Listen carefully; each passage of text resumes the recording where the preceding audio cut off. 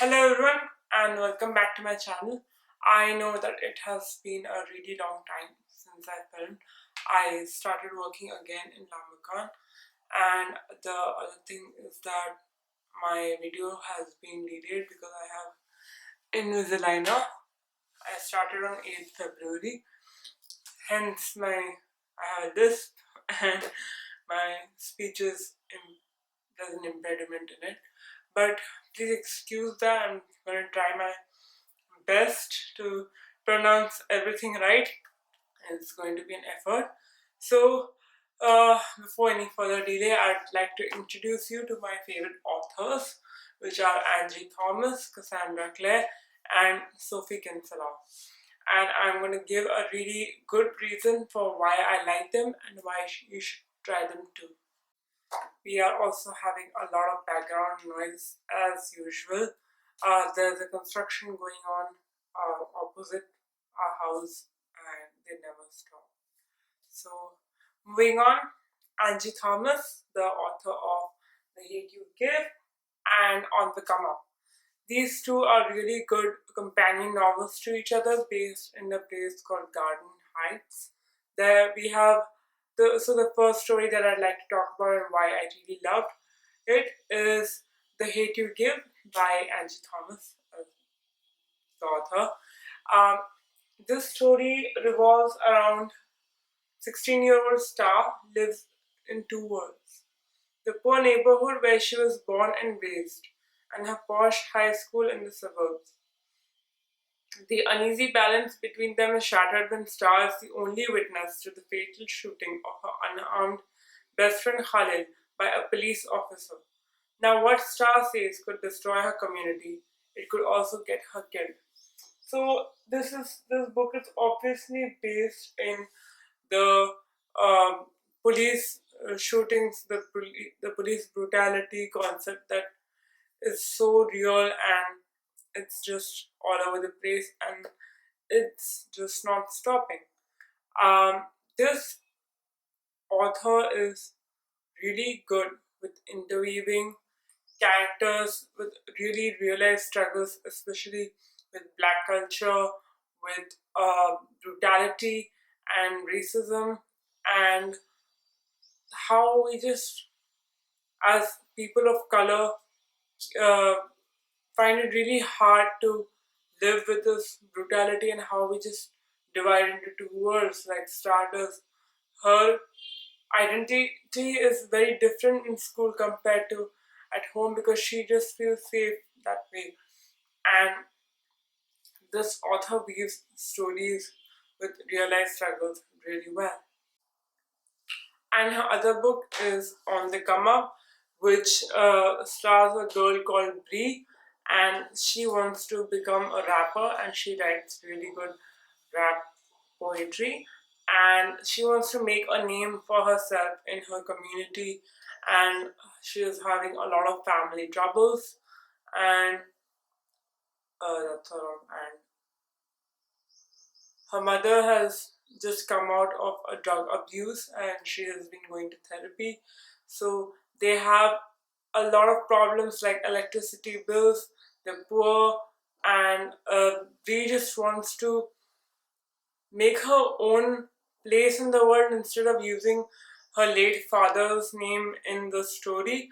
And that was a really good twist to see. So this author does a really good job of writing fleshed out characters with a really good plot.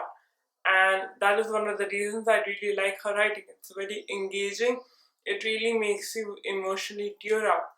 And that is what an author should do. It's a lot of speculative fiction, if you see what I mean.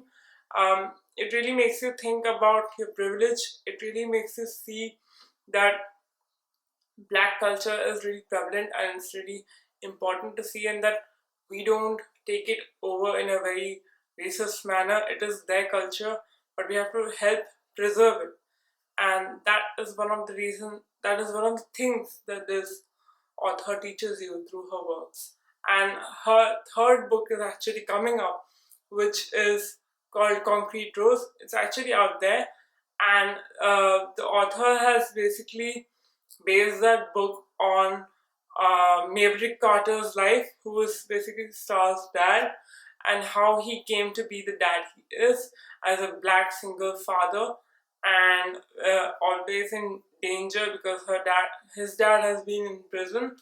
And I read the interview; it was excellent. So that was for Angie Thomas. I really, really, really hope that you would pick up her books sometime.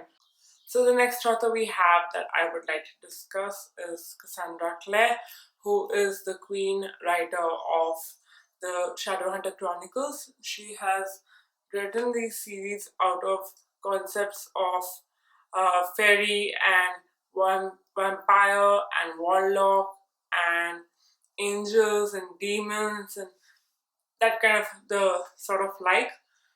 And I just really love this series because it has taught me how to be kind and sensitive to people who suffer from things like dyslexia, ADHD, racial problems, gender problems, and such such problems. And this story, this series basically revolve around these people called shadow hunters who are half human and half angel, and they wear these tattoos or runes, as you can call it, on their body, each having a significant ability to uh, perform a skill, which is basically blessed by the certain angels specific to that rune. And they fight and hunt demons who kill other creatures such as vampires, warlocks, and even to protect the human beings. And she has written at least 4 series in this world, and the world just keeps getting bigger and bigger. And if you like to read books with a really huge cast of characters and a lot of action and romance and a lot of relationships, then this is the book for you. This also, this author also is really good at writing many relationships and putting in problems like dyslexia and ADHD into her characters to make them extremely relatable to the general public. And if you're recently getting into the fantasy world and you've already read the Harry Potter series, you've already read um, what else is there? The Eragon and various other demon hunting kind of books. This is actually a really good series to get into if you like to get attached to certain characters and you keep seeing them, because her characters always make an appearance in her other series. Excuse me. And that is actually one of the things I really love about her characters. They're really kind, they're really um, they have all their flaws which can be celebrated at the same time also fixed, and that is one of the most that's one of the best features of her books, and she's still coming out with more. My favorite is actually the Infernal Devices, which is, and the first book in it is The Clockwork Angel. This book actually has uh, a love triangle. If you're not for it, then don't start with it, but at the same time, I highly suggest you at least give it a shot because it's one of the best love triangles. Nobody gets left behind. That's right. Um, but the first book that she actually wrote is The Mortal Instrument, and I didn't like it so much.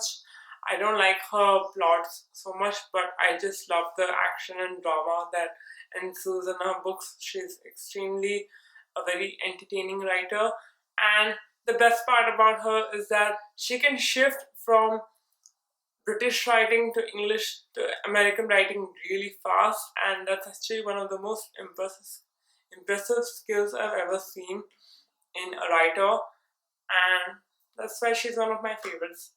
So do give her a shot if you'd really like to get into the supernatural urban YA fantasy, and let's move on to the next author. So the next author that I would like to discuss is Sophie Kinsella. and she is actually her most famous series are the Shopaholic series, but I stopped reading them after Shopaholic and Baby. I don't know, I just lost interest. But I like her other big books, and this is one of my most favorite other than The 20th Girl. So this author really knows how to write women, and in their most quirky and in the most fun and in the most emotional and vulnerable state, and that's why she's one of my favorite authors. Sophie Kinsella is British and her characters are also British. Most of the time they are often very recycled, but the circumstances that she presents to them and how they get out of sticky situations by or even get into them by lying their way in and trying not to hurt anybody's feelings, and that's why they lie. And they're always very self justifying and often delusional at times. And that's actually one of my favorite things about the characters that she writes. They're really very um they're me, and I find myself relating to her characters quite a lot. And one of her most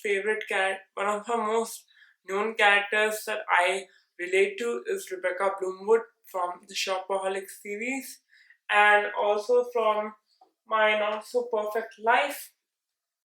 So I do have a really great job. I love my job. I always wanted to work in a cafe or in a cultural space, and I do have a good Instagram feed. But still, her wanting to have a really good life like everyone else is a very typical thing that all teenagers like.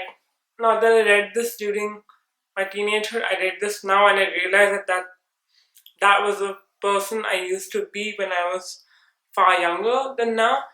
And with Shopaholic, I love buying books and I always have a justification for it, although sometimes it borders on unhealthy. And it makes me feel understood. It doesn't excuse me, but just makes me feel understood as a person as to why I do what I do. So some of the features that I find extremely engaging in her books is the humor, the internal conflicting monologues that her characters have, and how they don't want to harm anybody's feelings, so they just lie through it, but they eventually get caught in the process later on. And these are just some of the human things that we do in real life, not just women, but just about anybody. Although her characters are mostly women, and they are extremely, what should I say, very, very real. And this way, the author really celebrates our differences among all women and men, and I really love her stories for the engagement that it provides me with the characters. And her plots are also really good, they just go from 0 to 60 in a few seconds throughout the entire book. Um, Although I do not like her other books that she wrote with another name, Madeline. I cannot remember. I'll mention it down below. But I tried those books and I didn't like them. But I really like the ones that she uses with her well original name.